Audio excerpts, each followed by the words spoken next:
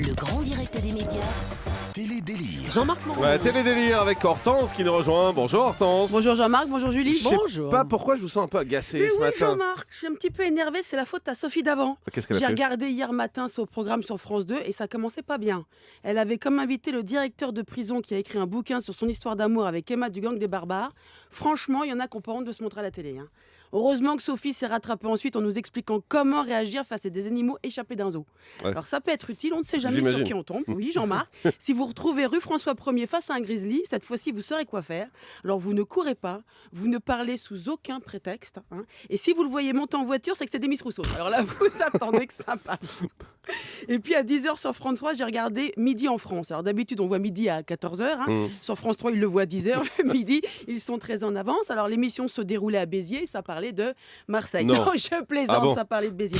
Alors ça peut intéresser.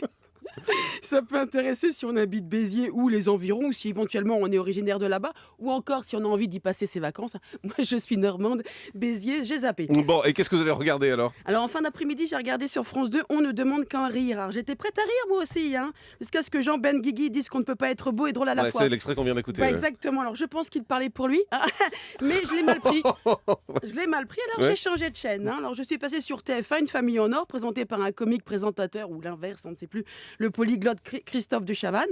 Là aussi, on ne demandait qu'un rire, et tout en rigolant, on apprend des choses comme l'eau est ronde, et le rouge n'est pas rouge à l'étranger, peut-être il est bleu, on ne sait pas non plus. Donc après, j'ai regardé un peu de foot. Bayern-Marseille en Ligue des Champions sur TF1. Je voudrais lancer un appel aux dirigeants de l'OM. Qu'est-ce qui se passe? Serait-il possible que Valbuena ait un short à sa taille? Il se prend les pieds dans son short et c'est pour ça qu'il tombe tout le temps. Et pourtant, le garçon aimerait bien rester debout plus souvent, c'est lui-même qui l'a dit. Alors à la mi-temps, à 2-0, j'ai arrêté le massacre car comme disait l'autre, le football est un jeu simple qui se joue à 22.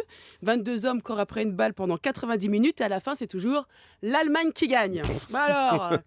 Alors j'ai zappé, je suis passée sur un village français sur la 3. J'avais bien aimé les premières saisons, surtout les péripéties d'Hortense. Ah, Hortense, la collabo? Ah bon, collabo, Bah vous oui. êtes sûr, Jean-Marc? Bah oui. Moi, je ne voyais pas comme ça, avec un prénom pareil.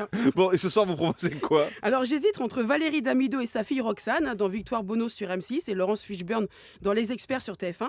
D'ailleurs, Jean-Marc, est-ce que vous savez que Laurence Fishburne et Valérie Damido ont un point commun? Bah non, lequel? Ils ont tous les deux une fille qui font du cinéma, sauf que Montana Fishburne, la fille de Laurence, elle fait du cinéma sans culotte. Ah, ça c'est vrai, je vous confirme. Merci beaucoup, Hortense. Allez, on fait une pause. Et puis on se retrouve dans un instant avec Franck Ferrand.